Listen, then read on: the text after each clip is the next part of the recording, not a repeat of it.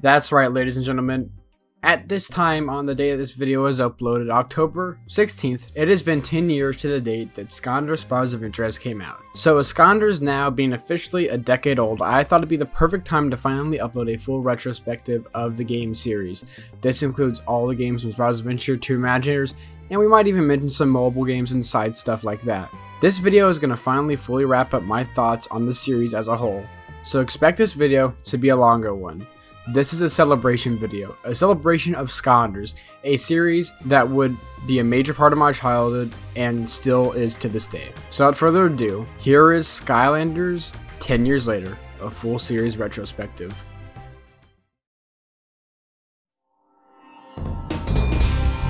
I think it's only fitting to start this video off how Skylanders was made. We're not only going back to 2009 and 2010 when Skylanders was conceived. No, we're going all the way back to 1998 with the release of Spyro the Dragon.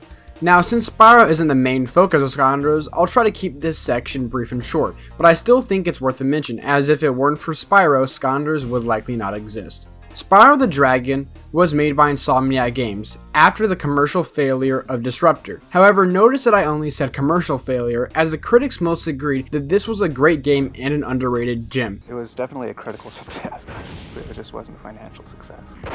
But what really made us happy was that critics called it the dark horse of that year, or the best game that nobody ever heard of.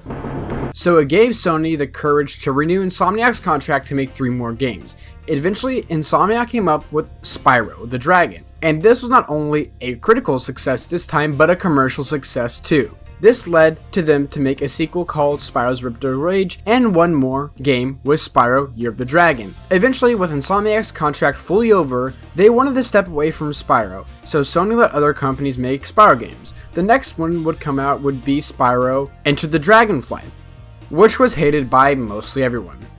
Then next came was Spyro A Hero's Tale, which was good but not great and a mediocre game at best. Then a trilogy of games came out titled The Legend of Spyro series, and this is where we got Skylanders. After the flop of the Legend series, Activision wanted to try something new to give the Spyro series a little bit more life. So they gave Spyro to Toys R Bob, and Toys R Bob had many ideas. One idea was even a darker and gritty version of Spyro with blood and everything. But then they realized that a gritty and dark Spyro game just simply would not work. So they changed it to more of an RPG Spyro game where you can't even play as Spyro, but it's called Spyro's Kingdom. And there are even some characters in this game that would later become Skylanders. Now, eventually Toys to Life started being a part of the conversation for Spyro's Kingdom, and there was going to be Toys to Life characters in Spyro's Kingdom. But eventually the name got changed in the game too, and Skylanders was born. And this is basically a brief summary of the birth of Skylanders. Like I said, this is a series retrospective, so I wanted to keep this part a bit shorter, but I still think it is very important, however, that we get a feel of how Skylanders would eventually come to be. And in my opinion, quite an interesting origin, and technically it started all the way back in 1998, which has now been over 20 years. But with the backstory out of the way, let's get to the main meat of this game, the full series retrospective of Skylanders.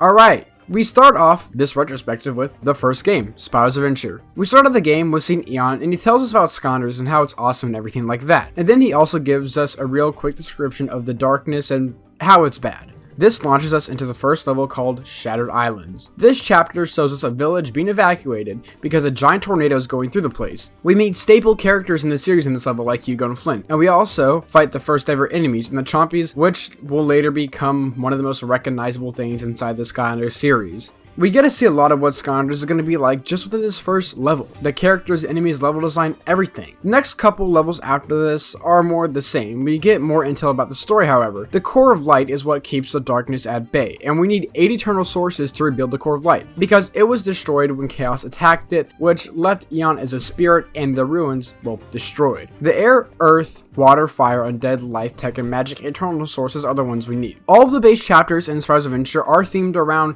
some sort of element. Even in the last level, it is technically based off an element, since the chaos element, well, is an element. The tech-themed levels are war levels, the water-themed levels are pirate levels, and other themes of the sort. For the most part, Spyros Adventure is a very cut and clear story, no big twist in the story, and the overall narrative never really changes all that much. The base story is one of those type of stories where we have to go get something, then get another thing, and that's fine, it's a kid's game. We also get a base roster of 32 characters, 4 Skylanders in each element, and there are 8 elements. A lot of Skylanders to collect, but this all worked as SSA was a huge commercial success and it made over $500 million in its first year, as well as getting mainly positive reviews. However, I have to talk about how there was a lot of Spyro fans that felt kind of cheated, and this was obviously very apparent because Spyro really wasn't in Skylanders Spyros Adventure, and they were mad because Skylanders was kind of taking away Spyro. This is a viewpoint I can totally understand, but that's not the main focus right now. Even with all this, the game is still very beloved in the Skylanders community, and most agree it's a great game. While it may not be everyone's most favorite game in the series, everyone can agree that this laid out the groundwork for later entries in the series for those games to be great as well. Some still think this is the best game in the series though. Hey Portal Masters, it's SCL Matt, and I'm here to tell you that without a doubt, the best Skylanders game ever is Spyros Adventure. That's right, the OG, the original Skylanders game. The game that, without this game, we wouldn't have any of the other Skylanders games. This is the one that got the job done. This is the one that they put their heart and soul into. They didn't know necessarily that they were going to get a second game and a third game and a fourth game and a sixth game. They only knew they were getting this one game. They had to make it the best they possibly could. And that's where we got some of our favorite characters. That's where we got some of our favorite levels. And most of all, that's where we got the best music. Skylanders music is amazing. And I don't think any music can stack up to the music we got in the original game. If you've followed me for any length of time, you probably know that I'm a sucker for a good origin story. That's also what we get here in Skylanders Spyros Adventure. This is the origin of Skylanders. This is the origin of the Skylands. This is what makes the franchise so great. It's where it all started, and it's what I keep coming back to time and time again.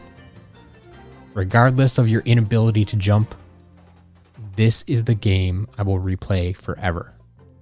I can't wait for the remaster. Hi, I'm Skylander Xeon, and today I'm here to talk about my favorite game being Skylanders Spyros Adventure. So Spyros Adventure turns 10 this year, and I want to say that this game is truly my favorite out of any game in the franchise, including the 3DS games, including the spin-offs. Spyros Adventure has always had a special place in my heart. Like, everything about the game just really stuck with me. Growing up with it was so incredibly nice. It was so fun collecting every figure, and just the rush of finding a figure that you've been looking for is unlike anything else that I've ever felt. Even finding things such as Whamshell for the first time, it felt so nice. Seeing boomers everywhere on the shelves. The nostalgia behind it is definitely a contributing factor to why I enjoy it so much. But also, I just have to talk about the characters first, because you've got simple designs in the first game, but all of them are so good. You've got Flameslinger that is a basic archer, sure, but the flame-tipped arrows and the flame run just really make for an incredibly fun moveset. And then you've got characters like Warnado, where you can just spin around and then shoot tornadoes at people, and it's incredibly fun, and I really enjoy how much creativity went into each and every character. Now, another thing I do have to touch on, obviously, is the levels, because, man, they are short, sure, but they are so good. Especially things like Leviathan Lagoon and Dragon's Peak, those are classics, and I'm so glad that I was able to play through them when I was. Of course, I'm still collecting the figures. The only chase variants that I have are either common or purple metallic cinder. But I'm glad that I've been able to experience this franchise for what it is. And hopefully, more collecting is to come in the future, because that's one of my favorite parts about all of it. So, yeah, happy 10th anniversary. This is where a lot of our Skylanders journeys began. This is where Skylanders Honey began, and so many people have nostalgia for this game. Though at the end of the day, SSA is a bit of a more bare bones game. You can complete the story and you have side quests and battle mode, but not much else. There are definitely games in the series where there's more stuff to do once the main game's over. And well, like I said, everyone appreciates this game. Some think it's the least greatest, in the sense that it might have not aged well, and the gimmicks in later games are more creative. So it's time that I talk about my least favorite Skylander game. I just want to say it was really hard to narrow down my least favorite Skylander game. I actually believe that each of these games have their own strengths and weaknesses, and they could be anywhere on a tier list. But I'm afraid I have to put Skylanders Spyros Adventure as my least favorite. Let me explain. Skylanders Spyros Adventure is what started the series, alongside Spyro's help. While I am grateful for this game kicking off the franchise, I just think that the other 5 games improved a lot since this game, and it's just harder to come back and play this one than the others. A lot of my favorite features are in the later titles, like the Portal Master rank systems and even buying stuff from shops. Spyros Adventure mainly consists of the story mode, alongside the battle arena and heroic challenges. There's really not much to do, which isn't a bad thing, it just makes it inferior to the other games that have more content in my opinion. Heroic challenges were never even my favorite anyways. I mean, it was cool that your Skylanders can unlock their own challenges, but I just never found them that interesting. Spyros Adventure introduced the first batch of Skylanders, and I definitely like them all. However, I have more of my favorite Skylanders come from the other titles, and by the end of the day, Spyros Adventure is limited to a small amount of Skylanders, which is why I choose to play the other titles. Like I said, I really like all of the Skylander games, and Spyros Adventure isn't a bad game. In fact, it's a fantastic game. I just prefer the later games that provide more playtime and look incredible. Spyros Adventure has definitely aged a bit, so a remake of the game would be extremely appreciated. While not everyone may agree that SSA is the best game or the worst game in the series, I can guarantee that the community really appreciates this game so much because it gave us the series that we all know and love. And the reason I'm even making this video in the first place is because of SSA, and it's turning 10 years old today. If it wasn't for this game, who knows where some of us would be today. This game started it all, so no matter what you think of the game, you have to give it credit that it gave us a lot of our childhoods. Thank you so much for Spyros Adventure, and happy 10th birthday.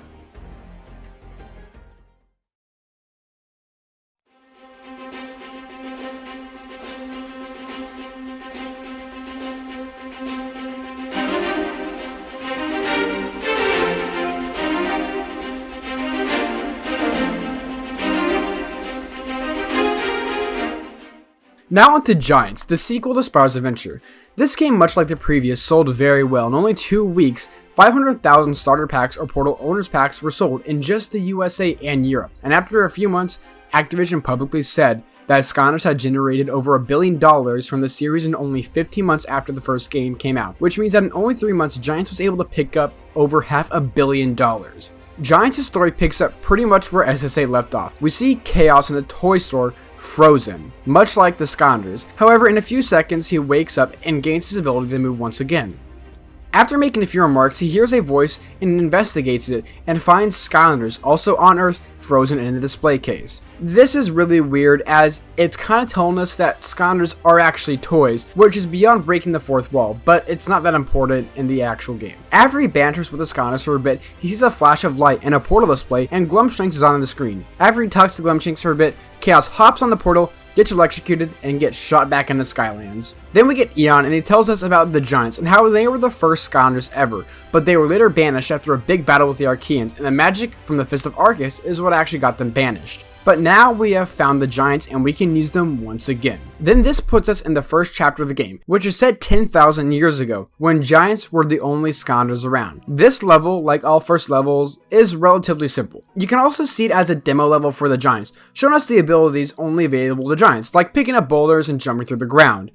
We defeat the Conquertron, and that's the end of the level. We get one more cutscene with the gang, Flynn, Callie, and Hugo, and Flynn has recently bought a new ship that is called the Dread Yacht, and it was apparently very cheap. Seemed kinda desperate to get rid of it, actually. Wonder why.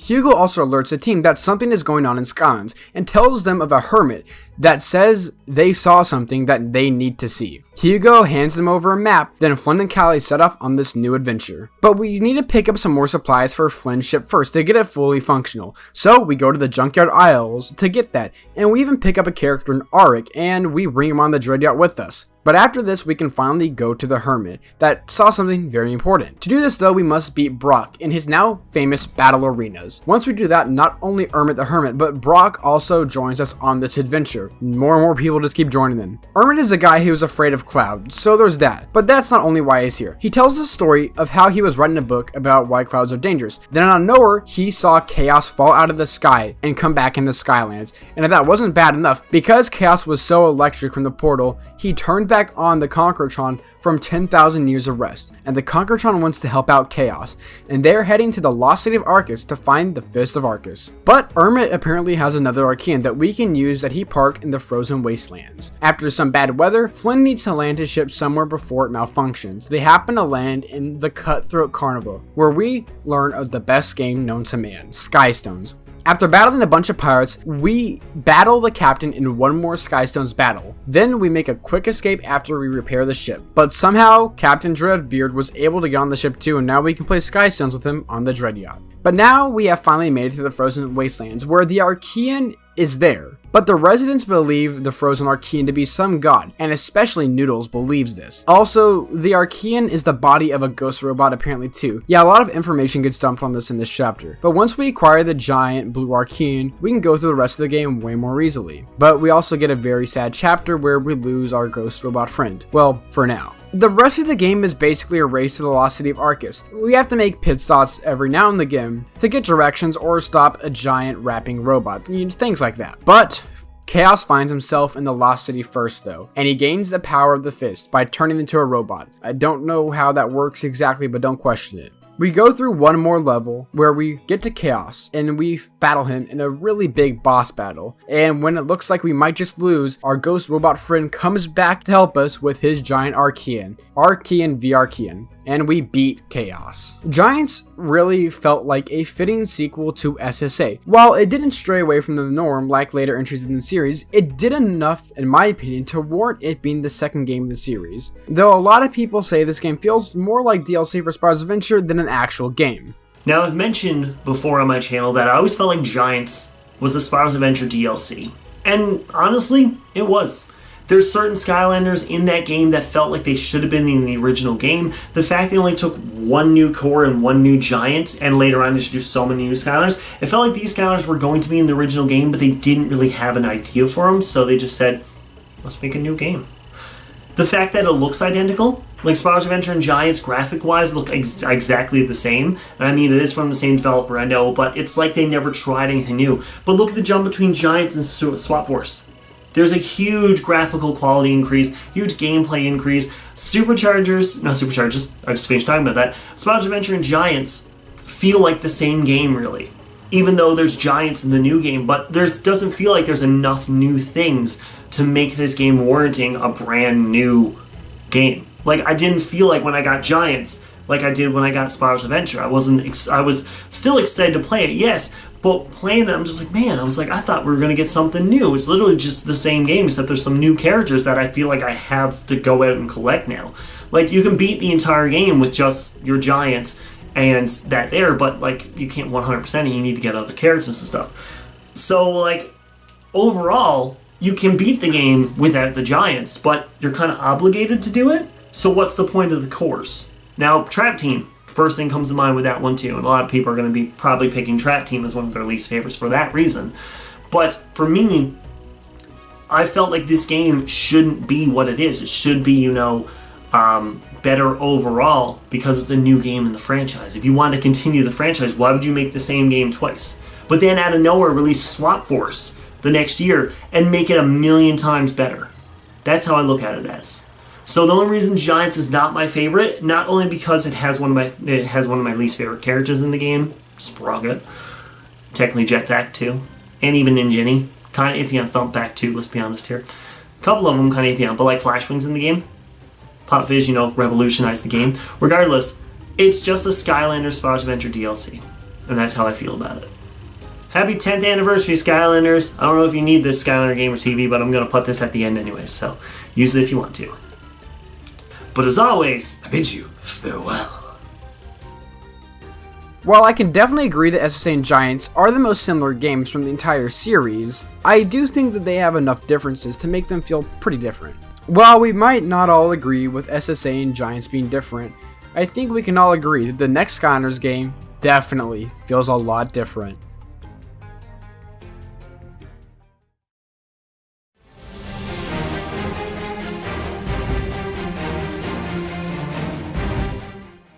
Swap Force was the first main Skylanders game that wasn't made by Toys for Bob.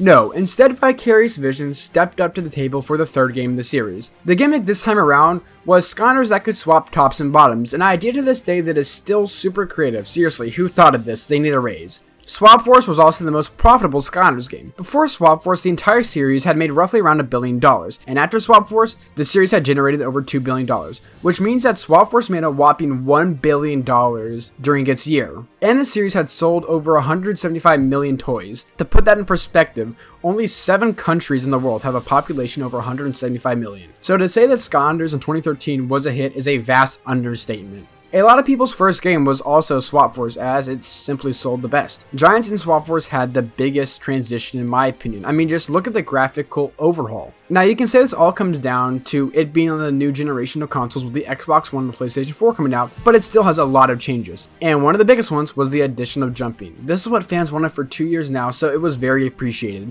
Swap Force takes place in Skylanders that we have never really seen before, the Cloudbreak Islands. And we learn of the Elder Elementals that every 100 years replenish the magic in Skylands by blowing up a volcano in the Cloudbreak Islands. Thanks for never telling us that, Eon. Anyway, the Swap Force were assigned to watch over the Elder Elementals each time of the eruption to make sure evil didn't get in the way. The last time, though, that the Elder Elementals did the volcano, evil did come, and the Swap Force were able to stop it, but by the time they did, they were too close to the volcano, and the magic of the volcano made them able to swap tops and bottoms. I never really thought about this, but that is a very specific power that the volcano gave them. Whatever, not only this happened, but you guessed it, the blast from the volcano banished the Swap Force to Earth, but we have found them, just like the Giants, and we can use them on this adventure. The opening of the game, we see Flynn in the Cloudbreak Islands. He is there because he wants to see the giant volcano explode because the Elder Elementals are about to do their 100-year anniversary of replenishing the magic in Skylands. A girl named Tessa runs into him with her giant chicken whiskers, and Flynn says he knows the Skylanders, which prompts Tessa to ask them for help, and they fly the Dread Yacht from the previous game into the volcano to escape some Greebles that were chasing Tessa. We get the first bit of gameplay here with the Skylanders. This section doesn't really last too long though, and we're out of the other side by no time, where we must make our way to Woodboro, the hub world of this game. But on their way there, we learn how to jump and learn about the cross-elemental gates and the swap zones. But once we get to Woodboro, we get to see that a lot of our NPCs in this game got replaced. Persephone is now Gorm, Auric was replaced by Tuck, and I want to say that Hugo was replaced by the Chiefess, but that correlation is a bit harder to prove. Vicarious Visions really wanted to make this a different game because Flynn and Eon are really the only NPCs from the 2 original games here. And I think that's the thing that most people who don't care for Swap Force might mention. They might say that it doesn't feel like a Skylanders game. But more on that later. Chaos's big evil plan this go around is to use a source he found called Petrified Darkness to evilize good-natured creatures and to make them grow into an army, and eventually evilize at least one of the Elder Elementals to make the magical eruption turn into a darkness eruption. Simple stuff, you can tell. Chaos tells Glumshanks about this, and Glumshanks does his normal sarcasm thing, but this time Chaos is not having it and evilizes Glummy. Swap Force's story is the Skylanders and Swap Force going over the Cloudbreak Isle, saving Elder Elementals one by one, with some cool side missions like Montleyville and Rampant Ruins too. We also get to meet a new NPC like Sharpfin, which I enjoy, and he joins us for the rest of the adventure. He wasn't really an NPC there to fill a role, and is a fresh new addition to the team. Even Chaos's mom makes an appearance in this game, which I personally find kind of weird, but I can also appreciate it. We get kind of a Chaos's mom boss battle at the end, but not really. And in the end, we probably get the weirdest Chaos boss battle to date. While we're in the Cloudbreak core, aka the volcano right before the eruption is about to happen, Chaos accidentally evilizes himself and turns him into a giant purple monster, which we must defeat by knocking all the petrified darkness off him. Once we do this, fun of the game, plus the Skylanders, escape the volcano just in time before it explodes. Swap Force is definitely a fresh take on the series, and in my opinion, while not all of it lands, it is a cool addition to the series. This is a lot of Skylanders fans' favorite game just because of how new and unique it is. My personal favorite Skylander game of this series has to be Skylanders Swap Force. Yeah, I'm a Vicarious Visions fanboy. Swap Force and Superchargers are my favorite games from the franchise, and I think the company did a fantastic job with them. A big reason I really like Swap Force is the incredible Skylanders roster. Swappers are my favorite gimmick Skylanders. The fact that you can use different combinations of characters to help you in certain scenarios or tailor to your preference is incredible. This game also has a good mix of returning and new Skylanders that I have a better connection to than other games. Swap Force brought back Camo and Warnado that I missed a lot from Spyros Adventure, and they introduced some of my all-time favorites like Roller Bra, Smolder Dash, and Wind Up. Swap Force itself is a beautiful game. I play the Xbox 360 version and it just looks absolutely gorgeous. The levels may be a bit longer than the other games, but they were jam-packed with platforming and puzzles, which makes playing through them a lot of fun. This game also introduced jumping in the console versions, which I'm grateful for. And there's a good amount of areas and items to discover, which makes exploring each level worth it. I really appreciate Swap Force for being filled with so much to do. Even when you complete story mode, you'll still have a lot of other things to do. You have bonus missions, arena challenges, the battle arena, the post-game content of time attack and score mode, and swap zones, even though those can be a hit or miss. I feel like Swap Force did the portal rank system very well. It was great to earn stars that would allow you to access new hats, bonus missions, charms, and legendary treasures. Speaking of legendary treasures, they were very helpful in this game since they gave you buffs when you placed them around Wood Barrel. Don't even get me started about the music. There's some tracks that were remade from the previous titles which sound fantastic, but we also got some really amazing new tracks like Chaos's mom's final battle theme. Swap Force is a really great game. A lot of the figures are pretty cheap to buy used, so it's pretty easy to get into collecting them and you'll have a lot of content to enjoy. Swap Force is one of my favorite video games of all time, and if you ask me, it's definitely the best Skylander game of the series. And for some people, and to a certain extent myself, this game feels a little bit out of place and maybe strayed too far away from the norm. But not everyone thinks that, and I still think that this is a great Skylanders game, and it's the biggest moneymaker for Skylanders to date, catching over $1 billion. After Giants only added 16 new characters, Swap Force came back with 32 new characters, 16 new swappers, and 16 new cores. 2013 was the year to be a Skylanders fan. With no end in sight and Swap Force being one of the most popular games of the year, it sure was Skylanders' year. But how did the next game land with the fans?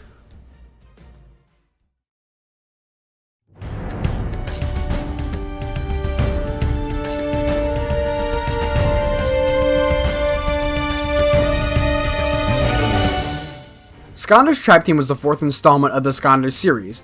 However, Trap Team was the first time we had seen the series stagger in sales. While it's hard to find actual estimates, nothing points to Trap Team gaining a lot more sales than Swap Force. If it even did make more sales, it probably made around the same sales as Swap Force. With some people I've heard it made less money than Swap Force, but other people I've heard Trap Team made more money, but it's close. Still though, Trap Team was very profitable for Activision, even if it did stagger a bit. The main thing I attribute this to is the Wii version of Swap Force being less than satisfactory. The Wii was simply just a less powerful console than the other competitors, and unfortunately, Skylanders had a big fan base on the Wii, and most of its sales were coming from the Wii. And even though most of its revenue at the end of the day came from figures, if you don't buy the game, you don't buy the figures. And most Wii Skylanders players most likely were less inclined to purchase Trap Team after seeing Swap Force's performance on the Wii. But let's get to the story. This time, a ragtag group of Skylanders known as the Trap Team are the main focus of this game. This team of 18 Skylanders protected the Skylands from the evil villain gang known as the Doom Raiders and all other bandits throughout Skylands. Eventually, after one big battle, the Trap Team were able to put the the Doom Raiders behind bars in Cloudcracker Prison, where they were sealed off by Traptanium, where they would stay for a long time, until Chaos came around and made a giant machine and freed all the Doom Raiders and other villains locked up in the prison.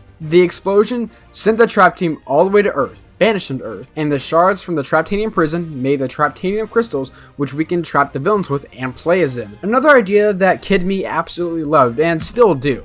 More games should really explore being able to play as villains. Anyway, we start the game with the grand opening of Skylanders Academy, and we meet a new character in Buzz, who Flint doesn't seem to take a liking to. Right before Buzz cuts the giant red ribbon to officially open up the academy, there is an explosion on a far-off island, where the annual soda festival is held. Buzz goes to investigate this along with the Skylanders, and we find out that somehow Sheep Creep, but more importantly the Gulper, were there, even though they should be locked up in Cloudcracker Prison. And a new NPC in Max informs us that Cloudcracker Prison is gone and all the villains have been let loose and we have to round them up. We also see that the Doom Raiders have been taken in by Chaos, however they are not too fond of him and they think he's soft. As we go through levels and trap more and more Doom Raiders, one of the Doom Raiders left Wolfgang is starting to get annoyed at their leader, the Golden Queen, and the Doom Raiders start to bicker more and more. Eventually, the Golden Queen reveals her plan to Chaos, which is to have all the gold in the world. This obviously frustrates Chaos, and this makes Chaos want to battle the Golden Queen in an Evil-Off, where the Golden Queen obviously wins, and she turns him to gold and takes away Glumshanks and rides away with the Doom Raiders as they leave him to sit there and rot away. Chaos somehow makes his way out of this and puts himself inside an information squid, which the Skylanders find.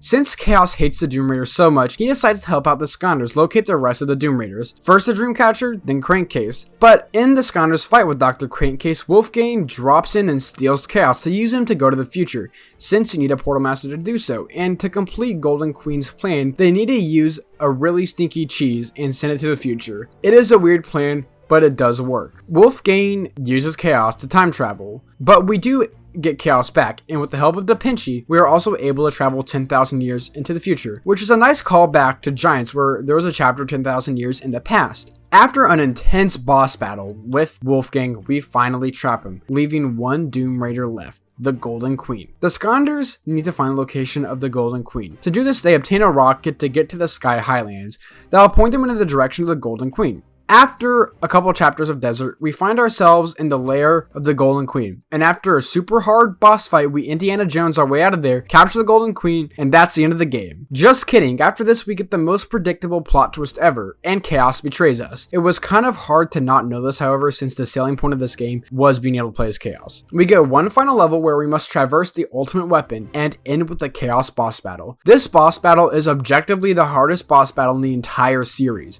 Chaos regens his health like 3 times, and all of this happens in one boss battle. Like, come on, regen your health 3 times. But after this, we finally trap Chaos and we can play as him. I might also mention that in Trap Team, 2 new elements came out, the dark and the light ones, which both got their own levels, which are both good introductions to these elements. Trap Team is the community's favorite game. I did a poll a couple months ago asking you guys which is your favorite game, and in the end, the overwhelming favorite was Trap Team. There are people who disagree with this and say that Trap Team is even the worst game in the series, but that is a vast minority, since I did one last polling to ask if Trap Team was the best Skylanders game, where more than 50% of people said yes. People like to point out this game is glitchy and stuff like that, but in my opinion, Skylanders Trap Team is the most consistent game out of the entire series, bringing us some great gameplay options.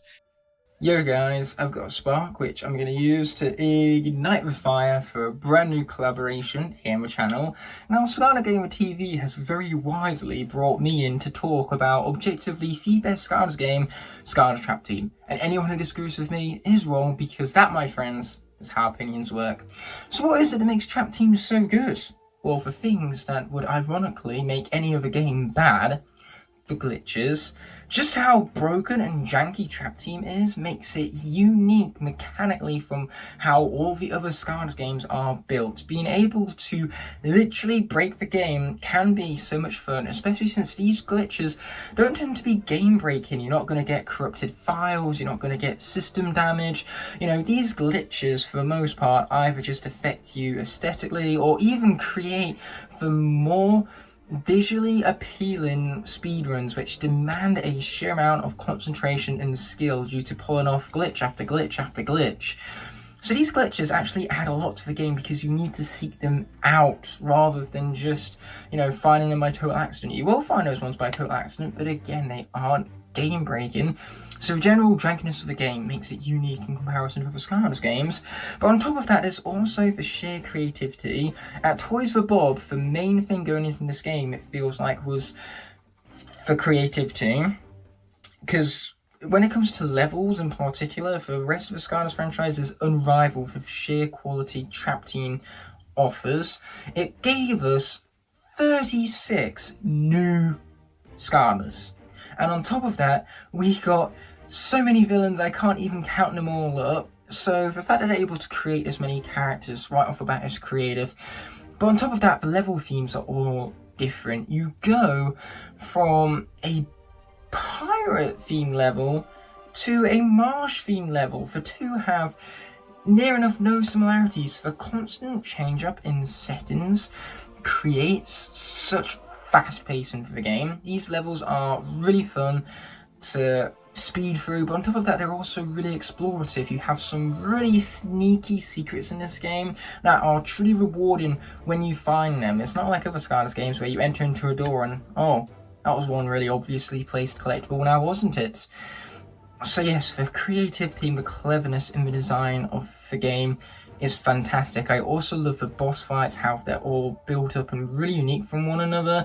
There are no two Doom Raiders in particular that are the same because they all play differently, you fight against them differently, different Skylanders create different strategies that are better for defeating different bosses. Like for example with Golden Queen, your best option is to use Wallop to absolutely obliterate her golden turrets even.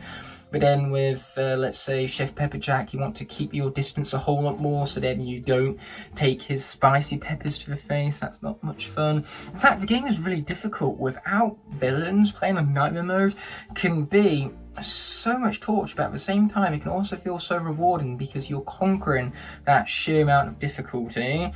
So yes, that's the thing with Trap Team. It really knows how best to reward you.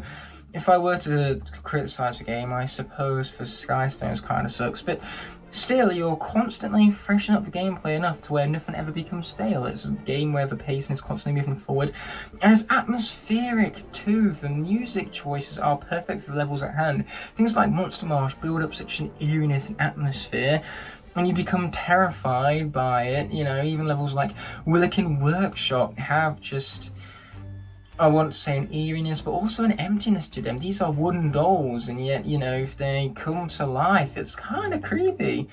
You know, going back to Willikin Village, some phenomenal levels in Trap Team, even more so than Willikin Village, which that in and of itself is an excellent level. So yes, Trap Team just has the greatest gameplay innovation as well, because now you can not only jump but also attack whilst you're in midair. That adds an extra element of strategy to the game, and again, it increases concentration, immersion, and pacing going through segment to segment. So the gameplay is phenomenal. The levels and characters are all creative, and it's actually inspirational. It inspires me seeing the amount even of creativity and just the things they were able to come up with for this game. Truly goes to show what a full team of talented people can collaborate together to make. So Trap Team is phenomenal, and that, my friends, is where I end off my collaboration with this video. Peace! It's not my favorite game, we'll get there eventually, but this game has a bunch of fun mechanics and everything of the sort, and playing as villains is always super fun and a creative gimmick. Trap Team's gimmick was super creative, and one of the reasons why I love it so much. Can't really say that about the next game though.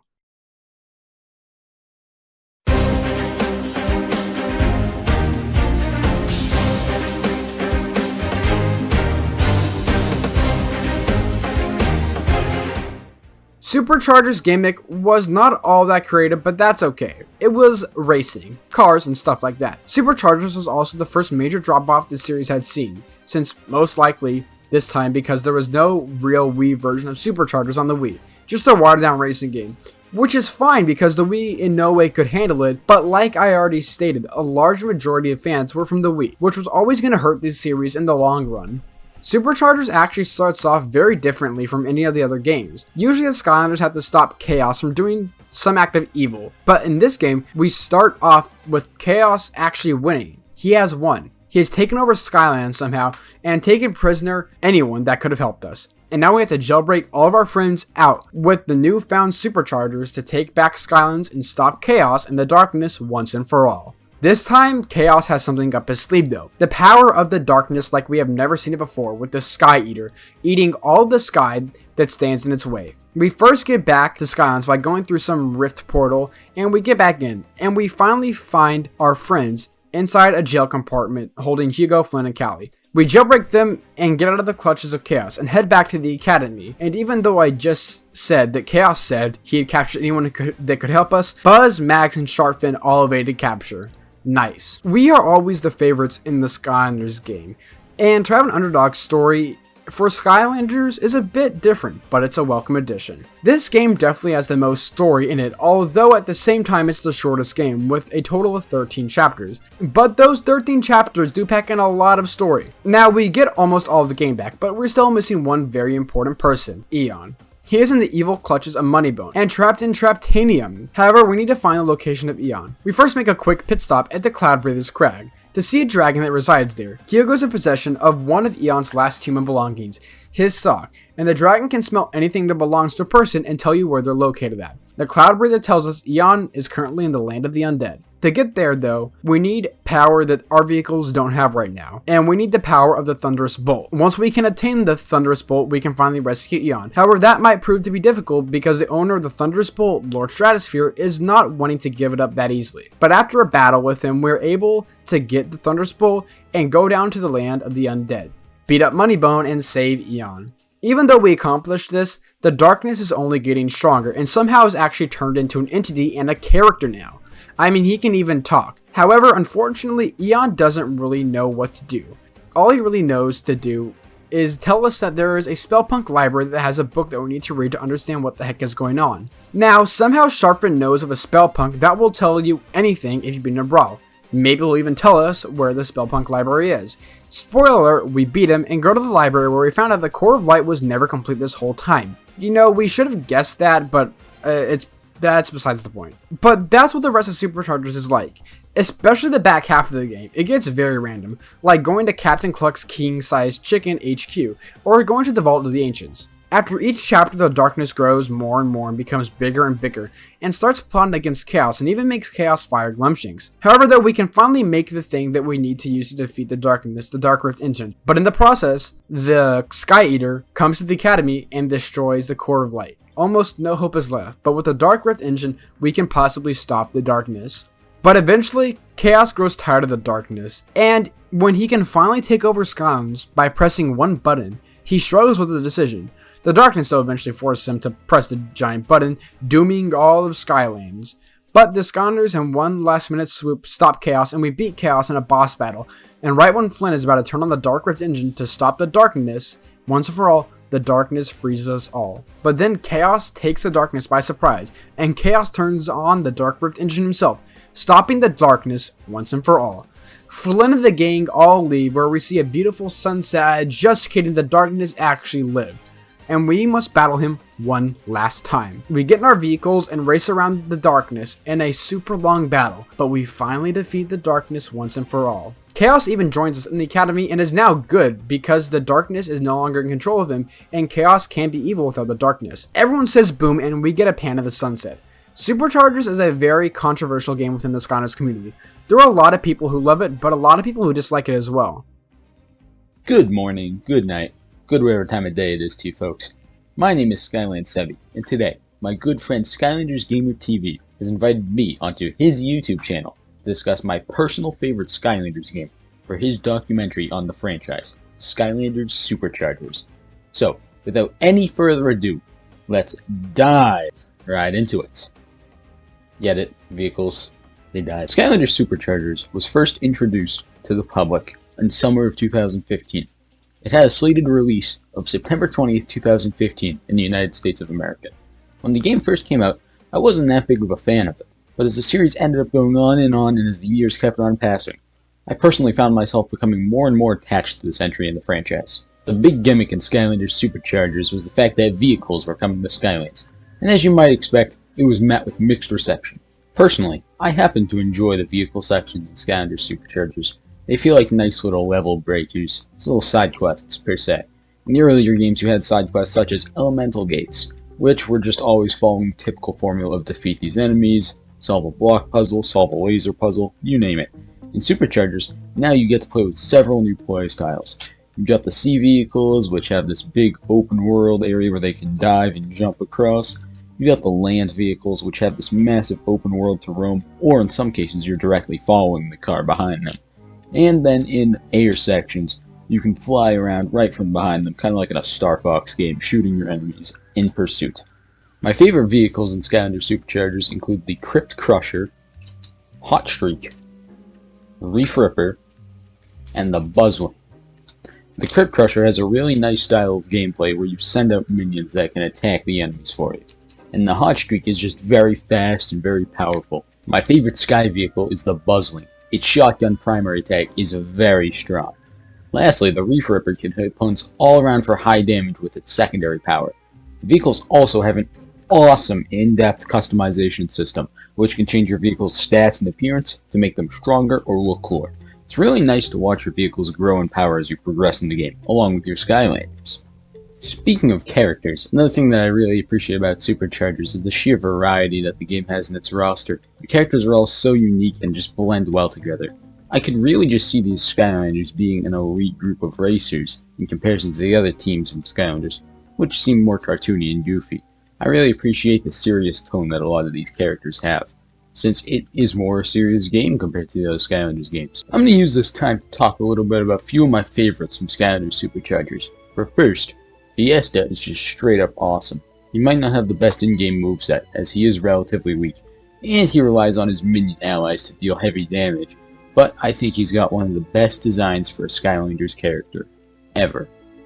Another character that I really enjoyed from Skylanders Superchargers is Astro Blast.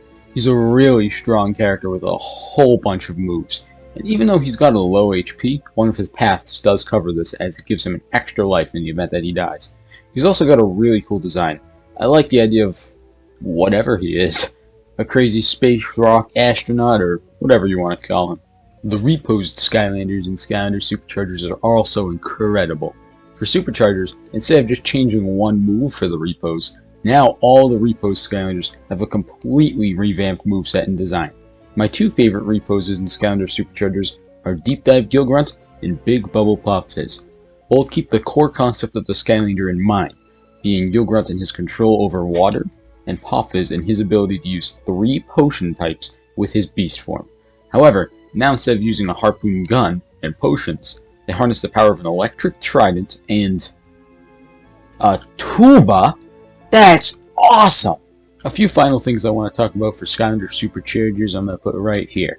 For starters, Skylanders Superchargers just plain out has the best story in Skylanders, by far, as Chaos actually has to go on a character growth arc. Throughout the course of the game, he goes from being the evil tyrant of Skylands to really realizing that his ways are wrong as the darkness becomes stronger and stronger. He ends up turning on the darkness in the end, saving Skylands. Skylanders Superchargers also has just astonishing visuals. Levels like the Spellpunk Library, the Vault of the Ancients, Cloud Breathers, Craig. They're just beautiful looking. I'd say they're some of the best looking levels in the entire series. Superchargers just looks amazing, especially on consoles like PS4 and Xbox One. Skylanders Superchargers has plenty of overlooked aspects to it. The customizable academy with legendary treasures, the entire side racing mode with 12 different racing tracks, online co-op for story mode and racing mode, the loot boxes that you can find in your Pandergast, which can give you new emotes and new skins for all of your vehicles, the Portal Master rank system, which can grant you bonuses such as stat boosts, path swapping, money and experience boosts, and just everything in between. I think it's fair to say that Skylanders Superchargers is the most overlooked Skylanders game by far. I personally do implore all the Skylanders Superchargers haters to give the game another chance. If you still don't like it, that's fair, it's just a game. But if you are a Skylanders Superchargers fan, then you, my friends, have great taste. This is Skyland Sebi signing off. Have a good one, folks, and enjoy the rest of the video. God bless. Hello everyone, my name is Coming Clean and I have a YouTube channel called Coming Clean Gaming. A huge thanks to Skylander Gamer TV for once again welcoming me to your channel. I am here to talk about my favorite Skylanders game. In all honesty, I just got into the franchise earlier this year, but so far my favorite game is Skylanders Superchargers. And here's why. I really like the setting in this game. Chaos is ruling over the Skylands, and all of a sudden you're not a member of the Grand Elite Protection Force anymore. Instead, you're a part of the underdog rebel group working with limited resources to take back your home. I really like how this setting raises the stakes and engages the players in different ways when compared to previous games. And then we have the stars of this game, the vehicles. I can definitely understand how veteran players can feel like the vehicles took too much space in this game. The classic character-based combat and puzzle sections took a back seat for sure, and for some, Superchargers may feel like a completely different game. I am, however, a car/motorbike person, and I definitely enjoy playing racing games, realistic or not. That's why action-adventure games that incorporate racing to a large extent, like the Jak and Daxter series, will always have a special place in my heart. Lucky for me, the Skylanders games that I love so much took the same route, and my personal opinion is that it was incorporated very well. Sure, the gameplay isn't really up to par with Crash Team Racing or Mario Kart, but it is impressive how great it feels to control land, water and air vehicles in both races and combat challenges. I'd also say that the vehicles have almost as much personality as the Skylanders themselves, with their distinct look and customization options. As you may know, you can't really use your vehicles anywhere you want, but the spots are plentiful enough.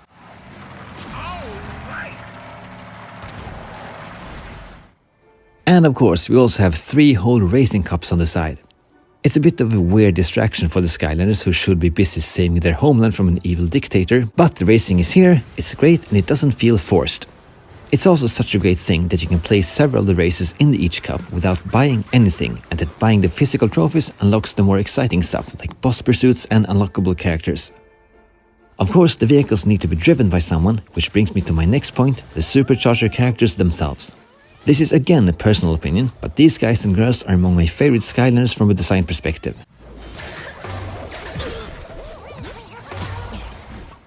It looks a bit weird to see Stealth Elf wielding a gigantic machine gun, but I do think that he did a good job at reinventing classic Skylanders in Superchargers, and the new characters are pretty awesome too. Swooshing around the battlefield with Spitfire and spraying feathers with Stormblade is among the most fun I've had with this series. Another personal favorite is Thrillipede. You really got to love the fact that he uses separate arm pairs to throw grenades and punch his enemies in the face. I also think that the level design is worth a mention.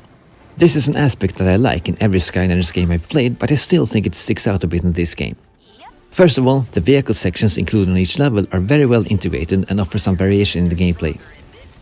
And one level takes place partially on the back of a gigantic flying dragon. This has to count for something to any player. I'm sure this game has a negative aspect or two, but it is my favorite Skylanders game, and those were the reasons why. Thanks again to Skylander Gamer TV for having me on your channel. I wish everyone a happy Skylander 10-year anniversary. My name is Coming Clean, and I will see you next time. Take care. I don't want to say what I personally think of it. That is for a later part of the video. But it seems that Superchargers in the next game we'll be discussing are a pretty hot topic in the community that everyone always seems to argue about. But let's talk about the other game that seems to be kind of controversial, which is fittingly the last game of the series too.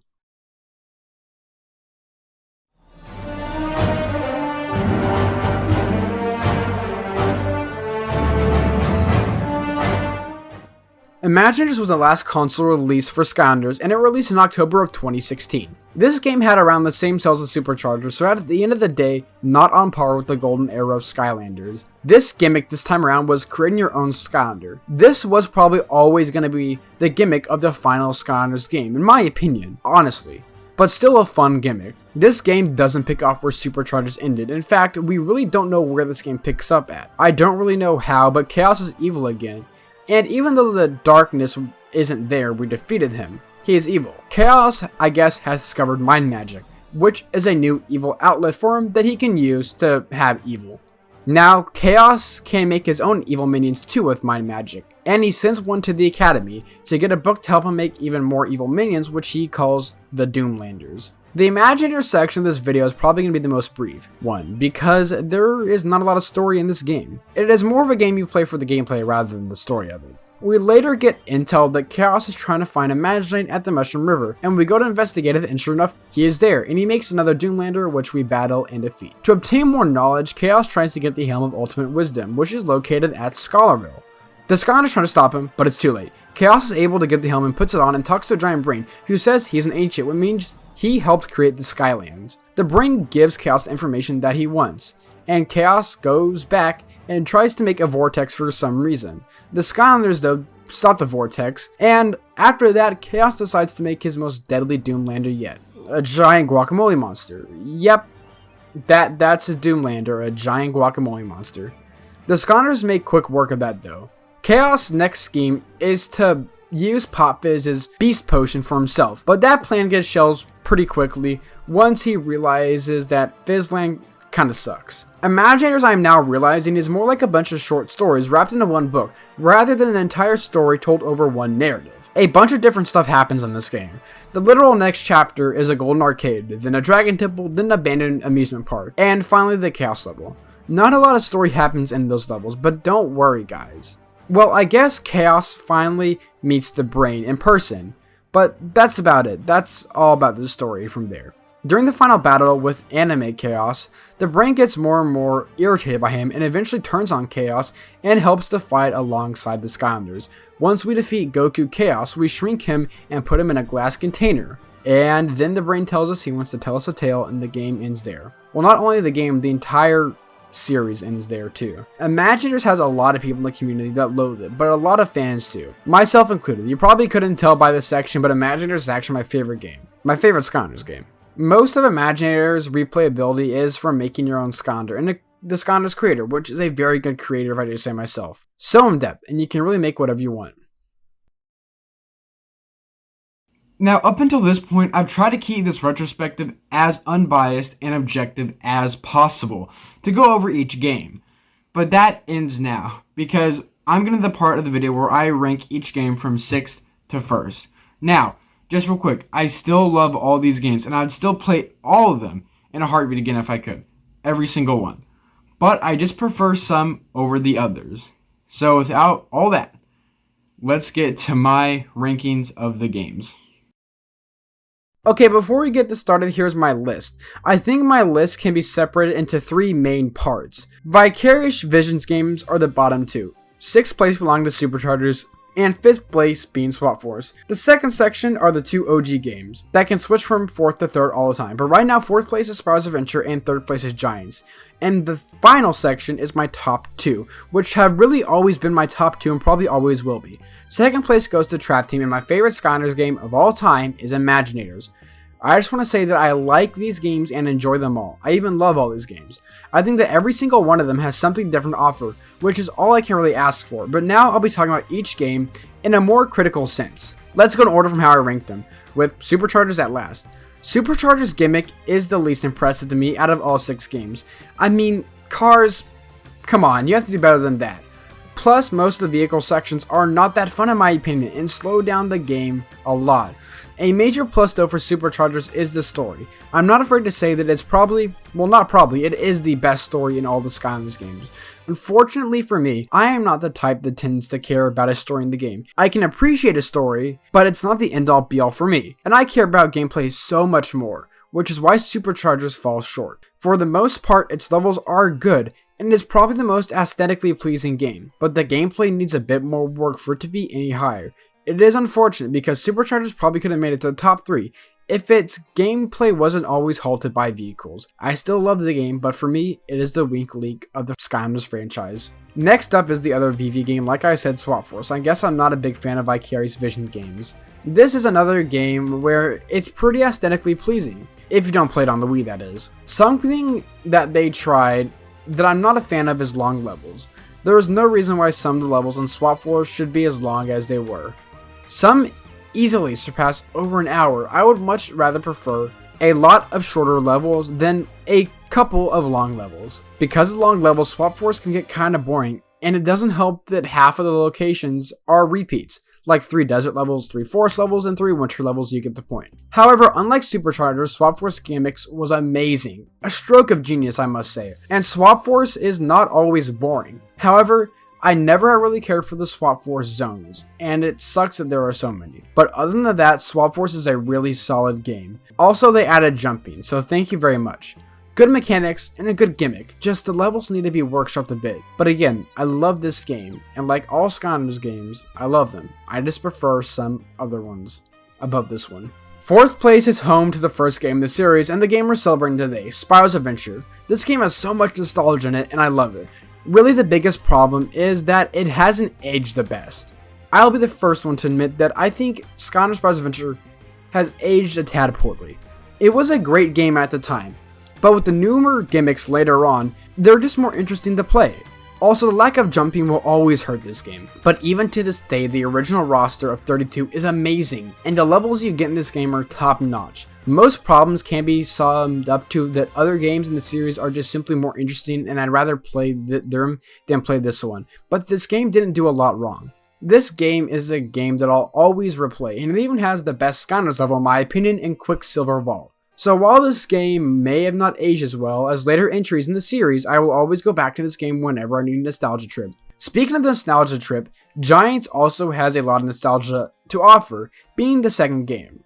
I think Giants, while it may have aged a bit poorly like SSA, I think it aged a bit better just because it actually has a gimmick with the Giants. And while maybe not being the most creative gimmick, Giants are a whole lot of fun. Giants is a shorter game than SSA, but it still has around the same amount of content to offer within it, with more post-game content, and still having great levels that rival those seen in SSA.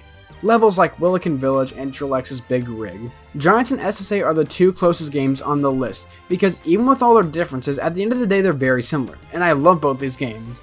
The thing that pushes Giants a bit further over the edge than SSA is that it has more post-game content, and I think its levels are a bit more consistent. Battle arenas were not in SSA, and you still have your beloved PvP here. This game has all you love from SSA, plus a bit more, which is why it gets a little higher on the list. Despite Trap Team being the buggiest game, I still think it's the second best Skylanders game ever. The game has a really cool gimmick. Trapping villains was a great idea, and getting to play as the villain is always awesome. The new gimmick landers were also sick. I love the Trap Team. They all look super cool with their Traptanian weapons and everything. They're amazing. Levels in this game are good and are not long like Swap Wars, and they don't ever repeat, except for maybe once or twice in the game. This game is also pretty long, with a lot of chapters, and has the second most chapters outside of SSA. What sucks about the game is the paywall. In order to get through the gates, you have to have a trap master of the corresponding element, which makes cores in this game virtually useless. That isn't great, and the fact they got rid of PvP is also pretty bad. But almost everything else in this game is super fun and super enjoyable, and I love replaying this game over and over again. But the one game that tops them all, I've already said it, it's Skylanders Imaginators. I'm sorry, but just the fact that you can make your own Skylander already makes this the best game. That and a fun level selection puts it over the edge for me. You had the best roster in the Skylander series with the Senseis and returning villains with the best ever Skylander in the game, also Blastertron. While there definitely are problems with this game, I just simply have the most fun while playing Imaginators. Creating Skylanders is so fun, and now finally being able to play Imaginators with Robo and Wildstorm make the game so much better. It was already my favorite game though before this. Imaginators is just so much fun and will always and forever be my favorite Skylanders game. Some other things I'd like to mention here are the many mobile games that Skylanders had. The ones that stood out though were Cloud Patrol Lost Islands and the newest one that you can still download on the App Store's Ring of Heroes. I'm gonna be honest, I was never a fan of mobile Skylanders games, but I really liked Cloud Patrol as a kid. I mean, it's just a simple game, but it's fun. Also, Skylanders had books too, and comics. That was pretty interesting. I even have one of the books, and I've read some of the comics, and they're pretty fun to read. Really anything, though, I can get that is new Skylanders content, I'll take. And I'd also have to mention the TV show Skylanders Got, Academy. I like this show way more than most people, but in saying that, I haven't rewatched the series in about a year at this point. If you want to know my favorite season is season 2 or 3, I would have to rewatch it to actually give you a real answer. But I think season 2 is probably my favorite over the two. It has a lot of enjoyable short stories, but season 3 has a large story over the entire season. They're both pretty good. I would obviously love Skylanders Academy if it got a season 4, but that's never happening. If you're a Skylanders fan, I would say to watch this for the sole reason that it is Skylanders related, but there's also fun to be had with the show, and I'll probably rewatch it one of these days. But that day is not here. But that's about it with the Skylanders stuff. I can think about at least. There's probably a lot more Skylanders stuff out there. But I would like to say one more thing.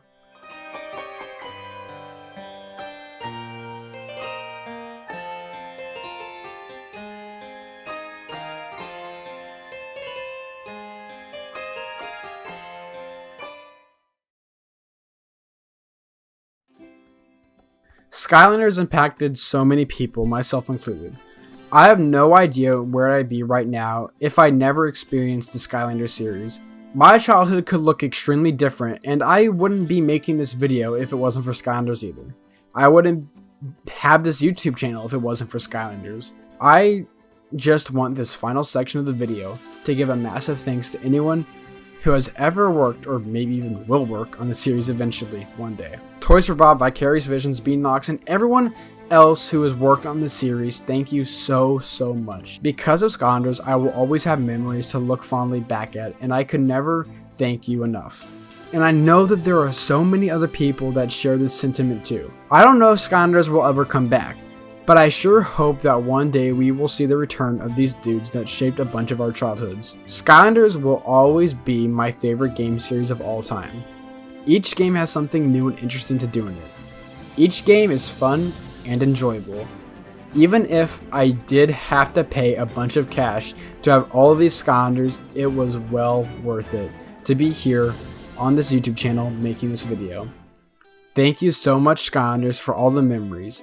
And happy 10th birthday to Skylanders Spyros Adventure, and here's to another 10 years.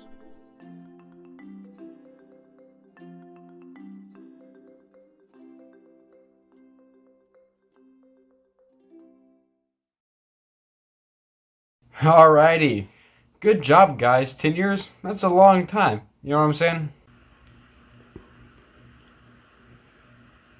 You guys know what I'm saying. Alright. Will you guys celebrate, okay? Have a good 10th anniversary. I gotta go get that guacamole, though. Yeah.